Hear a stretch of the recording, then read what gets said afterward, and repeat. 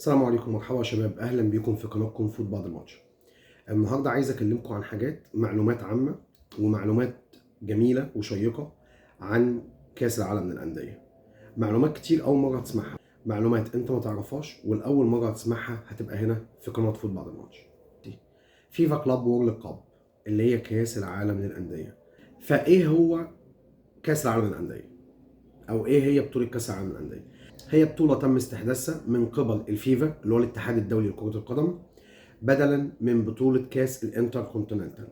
وتم الاعلان عن كاس العالم للانديه سنه 1999، فهي بطوله تم استحداثها لتعويض كاس الانتر كونتيننتال. طب ايه سبب البطوله وايه سبب تعويض الكاس ده؟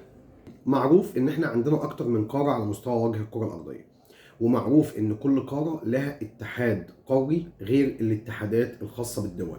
فكان الفيفا او الاتحاد الدولي لكره القدم كل سنه بيختار اقوى نادي في العالم. فكان بيتم اختيار اقوى نادي في العالم من خلال اتحادين. الاتحادين دول هما بطل كاس اللي هو ليبراتوريس، وبطل دوري ابطال اوروبا.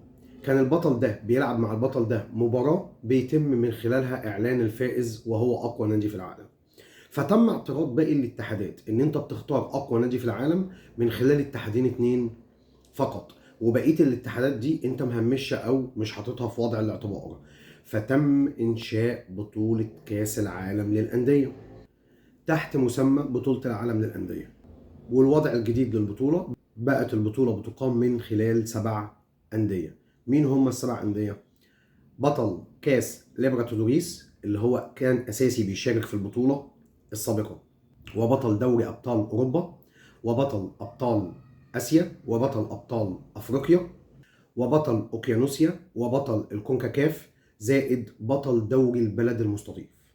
فدول ال7 فرق اللي بيشاركوا في البطوله. نيجي بقى لاول بطوله اقيمت بالنظام الجديد المستحدث اللي هو كاس العالم للانديه او بطوله العالم للانديه. كانت سنه 2000 واقيمت في البرازيل. شارك في البطوله دي 8 فرق مش 7 فرق. في اول بطوله اللي هي سنه 2000 شارك فيها 8 فرق. مين هم ال8 فرق دول؟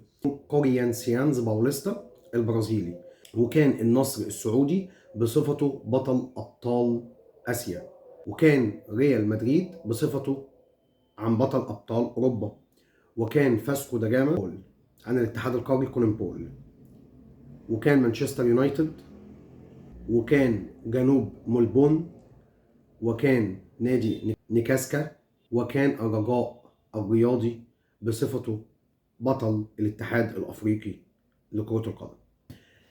البطولة دي اقيمت بنظام مجموعتين، كل مجموعة 4 فرق.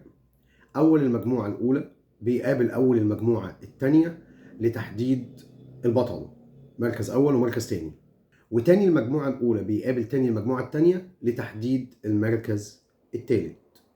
كانت المفاجأة في البطولة دي إن اللي فاز بالبطولة هو نادي كوريانسيانز باوليستا اللي شارك في البطولة بصفته بطل دوري البرازيل وبصفته البلد المستضيف. هو اللي فاز بأول بطولة. من بعد بطولة سنة 2000 تم إيقاف البطولة لمدة 4 سنوات، من 2001 لحد 2004، وده بسبب بعض الظروف الاقتصادية وبسبب ان الشركة المنظمة للبطولة اعلنت افلاسها، وهي احد شركاء الاتحاد الدولي لكرة القدم، وكانت هي التي تقوم بتمويل تلك البطولة المستحدثة. ولكن عادت بقى البطولة تاني سنة 2005 واقيمت في اليابان بنظام جديد خالص، وهو نظام خروج المغلوب من مباراة واحدة. شارك في بطولة 2005 في اليابان نادي سابريسا، نادي ساو باولو، نادي ليفربول، نادي الأهلي، نادي سيدني، نادي اتحاد جدة السعودي. وفاز ببطولة 2005 في اليابان نادي ساو باولو البرازيلي، والتاني مرة البرازيل بتفوز باللقب. يبقى أول لقب فاز بالبرازيل، تاني لقب فاز بيه البرازيل. ومن 2005 وحتى الآن يومنا هذا 12/12/2023 والبطولة تقام بنظام خروج المغلوب، ولم تنقطع من 2005 وحتى الآن. الدول المستضيفة للبطولة دي عدة دول، وهم البرازيل واليابان والإمارات ومؤخرا المغرب، واليوم السعودية. عرفنا إن البطولة بدأت سنة 99، وأول بطولة أقيمت سنة 2000 فاز بيها نادي كورسانتيانز باوليستا البرازيلي. تاني بطولة فاز بيها ساو باولو في اليابان، ساو باولو البرازيلي برضه في اليابان. وعرفنا ان البلاد التي استضيفت البطولة ديت هي البرازيل واليابان والامارات والمغرب، وتحديدا اليوم 12 ديسمبر 2023 السعودية. فنراجع مع بعض. أقيمت البطولة سنة 2000 فاز بيها كورسانتيانز باوليستا البرازيلي. 2005 فاز بيها ساو باولو البرازيلي. 2006 فاز بيها انترناسيونالي البرازيلي. 2007 فاز بيها ميلان الإيطالي. 2008 فاز بيها مانشستر يونايتد الإنجليزي. 2009 فاز بيها برشلونة الإسباني. 2010 فاز بيها انتر ميلان الإيطالي. 2011 رجع خدها تاني برشلونة الإسباني. 2012 كورسانتيانز باوليستا البرازيلي. 2013 بايرن ميونخ الألماني. 2014 ريال مدريد الأسباني. 2015 برشلونة الأسباني. 2016 ريال مدريد الأسباني. 2017 ريال مدريد الأسباني. 2018 ريال مدريد الأسباني. 2019 ليفربول الإنجليزي. 2020 بايرن ميونخ الألماني. 2021 تشيلسي الإنجليزي. 2022 ريال مدريد الأسباني.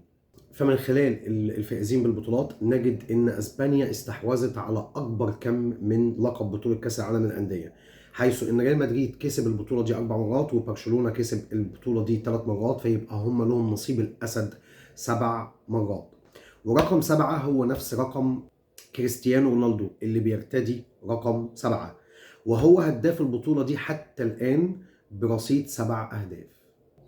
ودي كانت بعض المعلومات عن اللي استضافوا البطولة، وكانت بعض المعلومات عن بداية البطولة، وكانت بعض المعلومات عن الناس اللي فازت بالبطولة وهداف البطولة. أتمنى إن انتم تكونوا استفدتوا منها ولقت إعجابكم، بالإضافة كمان إن احنا نتمنى جميعا التوفيق للأندية العربية، سواء اتحاد جدة السعودي النهاردة أو النادي الأهلي، الاثنين العرب المشاركين في بطولة كأس العالم للأندية التي ستقام في وطننا الثاني وبلدنا الحبيب المملكة العربية السعودية اليوم.